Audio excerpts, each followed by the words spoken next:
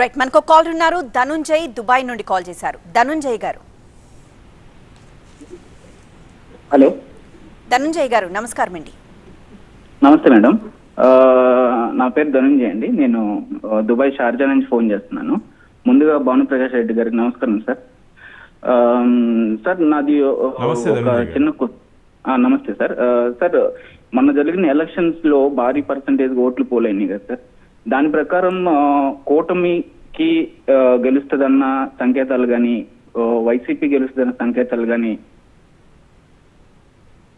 వినపడుతుందా sir? Yes, వినపడుతుందండి. మరి మాట్లాడండి. కూటమి గెలుస్తుందన్న సంకేతాలకు కానీ, వైసీపీ గెలుస్తుందన్న సంకేతాలకు కానీ ఎలా ప్రిడిక్ట్ చేయగలం సార్? ఇప్పుడు జరుగుతున్న గొడవలకి, వైసీపీ చేస్తున్న గొడవలకి వాళ్ళకు వాళ్ళుగానే స్వతహాగానే ఈ గొడవలకు దిగారు, కావాలని గొడవలు దిగారు. ఇప్పుడు దాన్ని మనం ఎలాగా ప్రిడిక్ట్ చేయగలం సార్? కూటమి గెలుస్తుందని ఎలా గట్టిగా నమ్మగలం? అంటే ఇప్పుడు పోలైన పర్సంటేజ్ లాస్ట్ ఇయర్ తో పోలిస్తే ఎక్కువగానే ఉండింది, కానీ అది పర్సంటేజ్ ప్రభుత్వ వ్యతిరేక ఓటుగా పడిందా లేకపోతే సానుభూతిగా పడిందా అనేది ఎలా ప్రిడిక్ట్ చేయగలం? అంటే నిన్న బూతుల దగ్గర అదే పోలింగ్ బూతుల దగ్గర వచ్చినప్పుడు ప్రజల నాడి కానీ, వారు బయట వస్తున్నప్పుడు వారు మాట్లాడుకునే విధానం కానీ, దాని అన్నింటినీ పరిశీలిస్తే ఖచ్చితంగా వాళ్ళు మార్పు కోరుకుంటున్నారని చెప్పి మాకు అర్థమవుతుందండి. ప్లస్ అదనంగా 4%. అసలు నేను నా డివిజన్ ఇప్పుడు ఖాదీ కాలనీ, ఎన్జిఓ కాలనీ, దీంట్లో గతంలో ఎప్పుడు 45 నుంచి 50% ఓటింగ్ పోలయ్యేదే కష్టం అండి.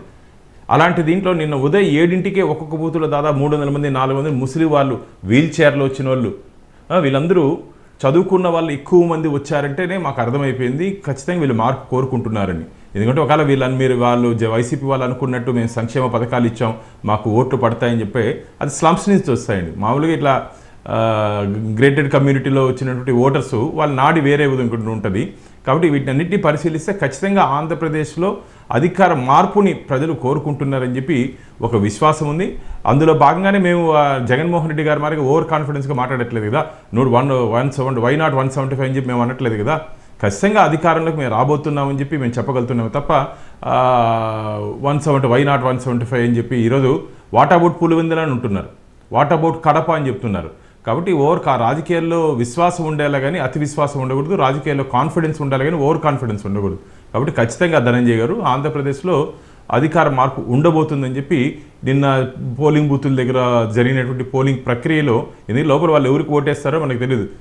కానీ ఒక దురదృష్టం, ఈరోజు చాలా అసెంబ్లీలో డబ్బు ఉండి దాదాపు 2000, 3000, 5000 ఇచ్చారు రాజకీయ పార్టీ. ఇది మంచిది కాదు. రాజకీయాల్లో డబ్బులు పంచి ఓట్లు కొనుక్కోవడం మంచిది కాదు. నువ్వు మంచి పని చేసి వాళ్ళ దగ్గర పోయి ఓటాడు, ఖచ్చితంగా ఓటేస్తారు.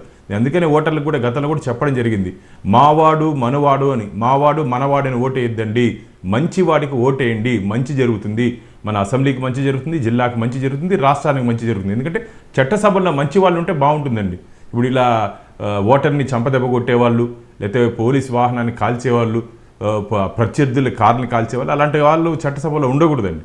మంచి వాళ్ళు ఉంటే ఆంధ్రప్రదేశ్కి మంచి జరుగుతుంది, మంచి నిర్ణయాలు తీసుకుంటారు. కాబట్టి ఆ విధంగా ప్రజలు ఆలోచించాలని చెప్పి మీ ద్వారా నేను కోరుకుంటున్నాను. రైట్.